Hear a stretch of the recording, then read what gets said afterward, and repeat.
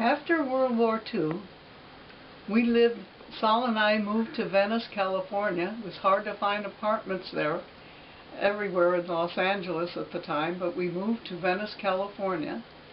And I went to work at the nearest cartoon studio, which was MGM Cartoons.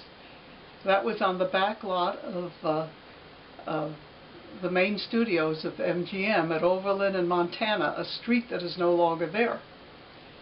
And we worked on Tom and Jerry, who were the favorites at the time.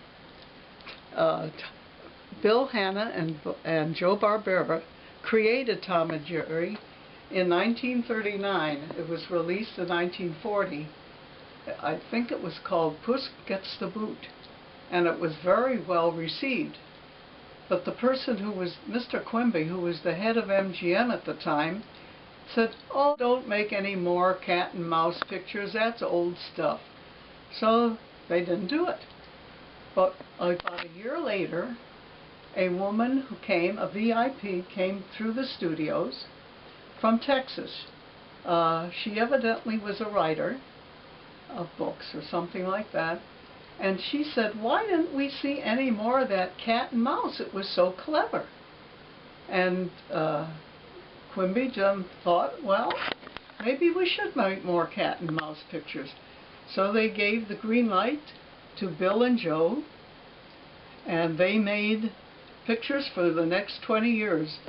They were all the Tom and Jerry's that Bill and Joe produced were just terrific. Very funny. They won 5 Oscars for them, and they just held up, and they still do. Then MGM figured they had a big backlog of pictures from 1937 to 1957. Why not close down the cartoon studio? And so Bill and Joe had to find new jobs. And George Sidney, who was a big director on MGM lot, backed them. And they started very small, somewhere in Hollywood at the old Chaplin Studios, and they did so well that they moved to a big place on Cahuenga West and produced pictures there. They produced the Jetsons, they produced the Flintstones. Oh, so many, there's too many for me to name. But they did very, very well at Hanna-Barbera for many, many, many years.